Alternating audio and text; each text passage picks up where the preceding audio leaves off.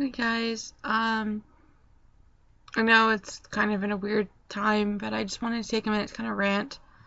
Um, some things came up recently, and I had to get something off my chest. It's nothing bad. It's nothing kind of super important. I just feel like I want to get something off my chest.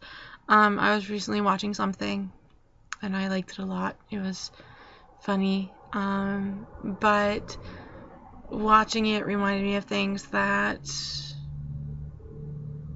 kind of hit close to home for me for different reasons. Not maybe ones that will come to you because the topics weren't things that were the cause of it. It was just in general, and made me think. Made me do a lot of thinking. I kind of want to share some stuff with you guys. Um, ever since I was a kid, like 5, 6, 7, I just wanted to perform. It's all I wanted to do. I loved singing. I loved dancing. That was the highlight. Like, I would love to perform for my parents. I'd be so scared. I had the biggest stage fright. But I loved creating stuff. That's all I wanted to do was just create dances. And I wanted to sing. And yeah. But I was never allowed to take dance lessons. There was a place up the road from my house, and it was way too expensive. And there were other places nearby, but my family never tried them out. It was always, it's too expensive. We're not gonna spend the money. It's too expensive. And my family has a really small view on the arts. They're not considered important. They're not considered worth the money because there's no big financial gain to them. When I was growing up, it was always, you want to become a doctor, you want to become a lawyer, you want to make money, you want to live the good life. And I got in so many arguments where I was like, I don't want to do this. I want to act. I want to perform. That's all I want to do. But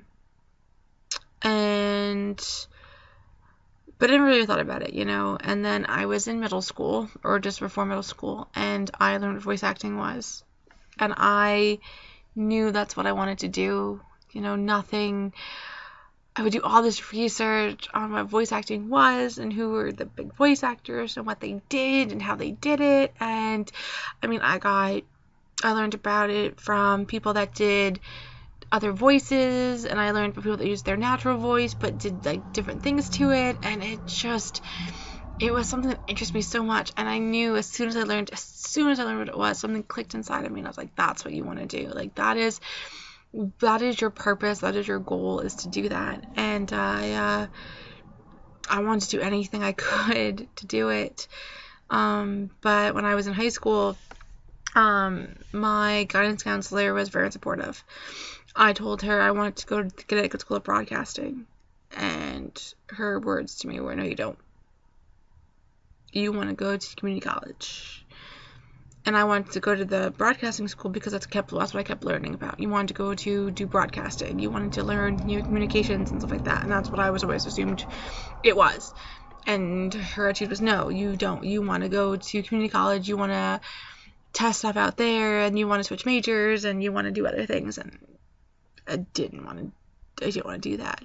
But I had no theater experience at this point because my high school is also very selective with its theater kids. Like, the performances were always the same bunch of people, and you couldn't get in. Like, it was really hard to become anything big. And I also had major stage fright at that point. I didn't want to screw up. I was so scared of auditioning and getting a role and then, not being able to do it because I went so scared. So I didn't really audition. I didn't want to audition, and my job at that point was not flexible at all. And I didn't do it. And when I got to college, it was my major. I went to stupid community college, and everyone that was a theater major fought with the school about it actually being a major. And they would tell us, no, it's not, we don't recognize it as a major. And, we'd have pamphlets from the professors that it is a major, that it's becoming a major. And, and I would take, 12, 16 credits a semester, and one of my classes, if I was lucky, would be a theater class. And, I wanted to take acting 2, but acting 2 was only offered in the fall, and I had to wait nothing in the spring because I couldn't advance. And it was the biggest joke, and I hated that community college. I hated it with a passion. And when I was watching MTV one night, I watched it for a different reason, but there was this girl that went to a school called New York Film Academy for voice acting, and I was like, I need to know more about this school. This is what I want to do. And I looked it up, and it was easy. You applied and you got in. So I was like, okay, that's my base work right there. That's all the years that I've missed is right there. And I got in, and I was so happy. I loved it. I was there for 2 years because I did their certificate program. And while the school itself, money-wise, is a huge rip-off, what I learned was amazing. And I had this great time. I met all these people, and it was a really, it had its rough patches, but it was a really great 2 years for me. And I was so happy. But the school was so expensive, I went so far into debt that before I could actually do anything with what I had just learned, I couldn't continue. I was supposed to go to school in Texas the fall after I graduated, and a few months before my loans kicked in. I couldn't afford them. I couldn't afford them at all. And the people that had signed my loans for New York didn't want to sign new loans for Texas. And I watched my dreams crumble and die right before my very eyes. Because when I talked to the school about the fact that I was having issues paying, they were like, okay, we'll stop you. So they dropped me, and that was it. And I remember, going to work and getting that email, and I was devastated, and I had to act like I was happy and excited, and I really wanted to curl up and cry because I had watched, all these dreams and everything I just worked towards for so many years and fought so hard for, just die in front of my very eyes. And I couldn't even go to another college because I was in debt, and they kept telling me, if you're 24, your parents don't pay. And I was like, well, then I have to wait till I'm 24 because my parents aren't going to pay for me to go to school. Because at that point money was really tight and they couldn't afford to send me to school. So I, worked really hard for 2 years or whatever until I turned 24, and as soon as I turned 24, I applied. And I got in for theater to another school, and I was supposed to have a great theater program, and I was like, oh my god, this is it, I screwed up the first time, and I made a lot of regrets by going to New York, but here's my chance to make up for it. I can act on stage, I can meet these people, I can do everything I've ever wanted to dream of. And before the semester started, I switched majors because I found out that I would need to take out more money, and the people that were going to pay for that first year of school for me, I knew they weren't really going to pay for me to be a theater major. They already knew how far I was in debt, and they knew how much I was struggling to pay my loans for the first school, and I knew how they felt about, theater in general, and how they thought it was completely useless, and and it wasn't worth the money and the effort and the time and the dedication that I really wanted to put into it. So I switched majors. I became a psych major, and I hated it. I truly hated it. And I switched to English last year, and I'm happy, but I'm not, because I really just want to act. But the thing is, too, I became a theater minor when I switched because I couldn't let theater die in my life. I didn't want to. I had loved what I did so much that I didn't want to give that up, because when I was in New York, we would do these stage things. Like, we were in a film program, so we learned how to do things for film, but there was also stage productions in it.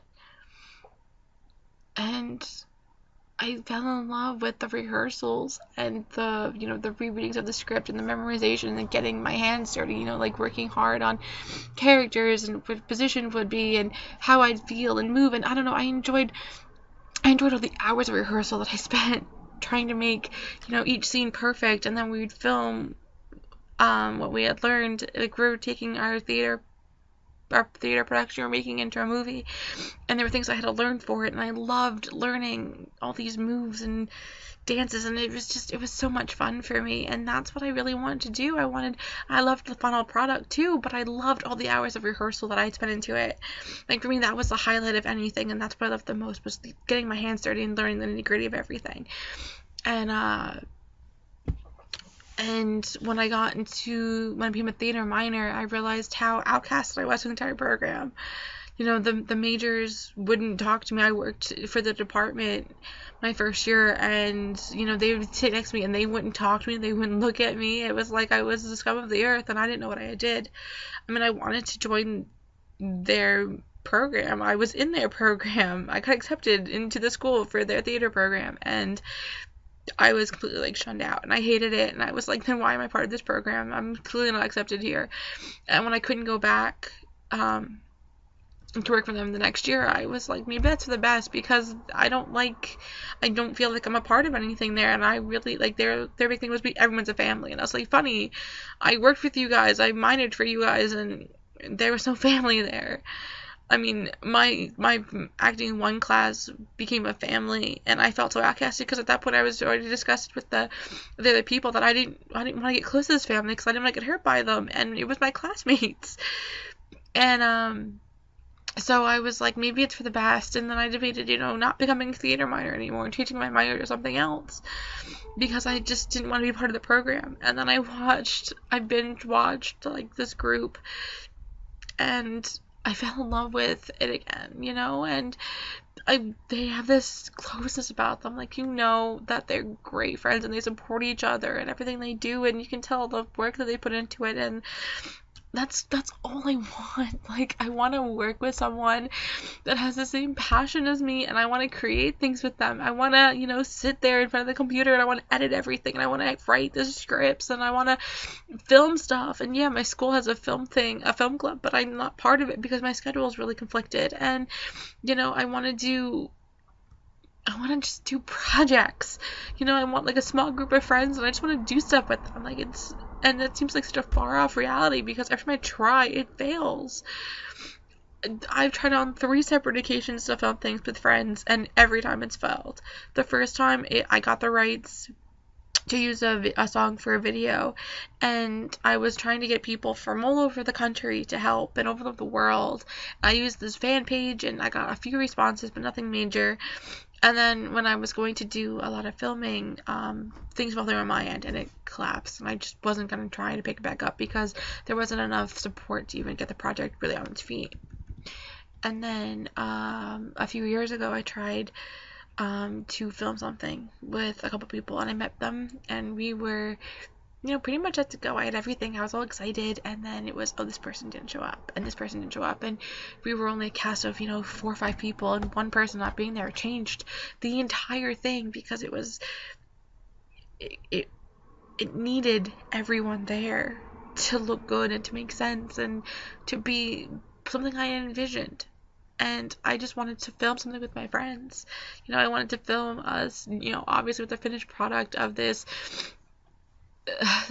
thing, and I wanted to have this footage too of us rehearsing and, you know, laughing and having so much fun. And yeah, we had fun, but it wasn't what I had intended. You know, it was us hanging out after doing nothing, and that wasn't it, because even when we did stuff like that, I was excluded from it, and I watched, and I didn't want that. You know, it's supposed to be everyone's just equal, and there was no quality there.